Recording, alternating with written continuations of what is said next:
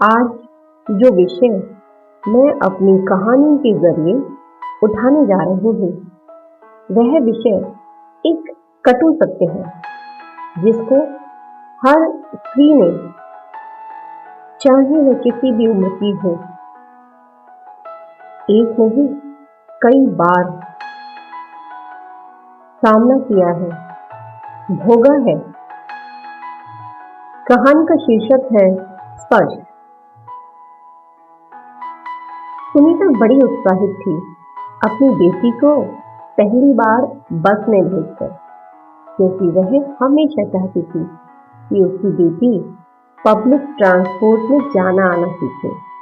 पहली बार जा रही थी, इसलिए पिता भी साथ में थे, लेकिन सीमा, उसका तो बुरा हाल हुए जा रहा था बस का सोचकर।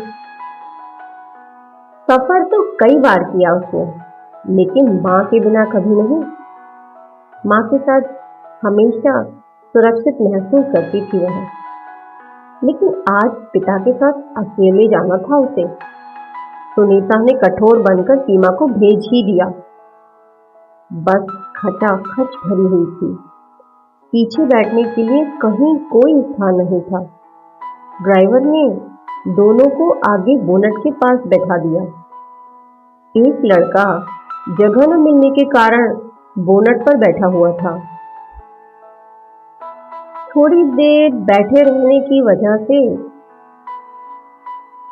सीमा को बोरियत महसूस होने लगी और उसे नींद आ गई। लेकिन जब नींद खुली तो उसे ऐसे लगा जैसे उसके पैर पर कुछ चल रहा है। लेकिन जब देखा तो वह चरित्रहीन, संस्कारहीन लड़का अपने पैर के अंगूठे से उसके पैर को लगातार स्पर्श किए जा रहा था। लड़के को जरा भी डर नहीं था कि वह लड़की अपने पिता के साथ है।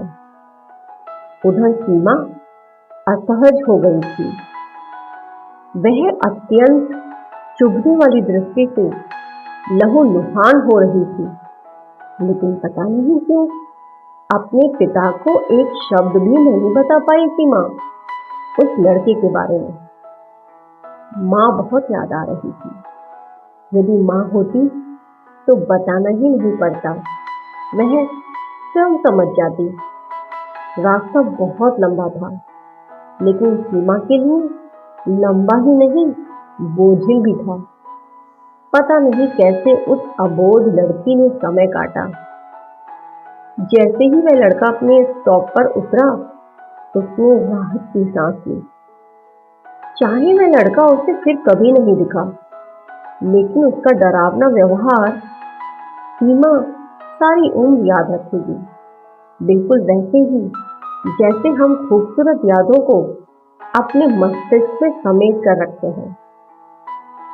उस लड़के के बारे में सोचती हूँ तो दया आती है। आखिर उसने एक अनजान लड़की के हृदय में जगह बनाई भी तो किस रूप में? एक राक्षस के रूप में। धन्यवाद। स्वरचित श्रीमती चमकार।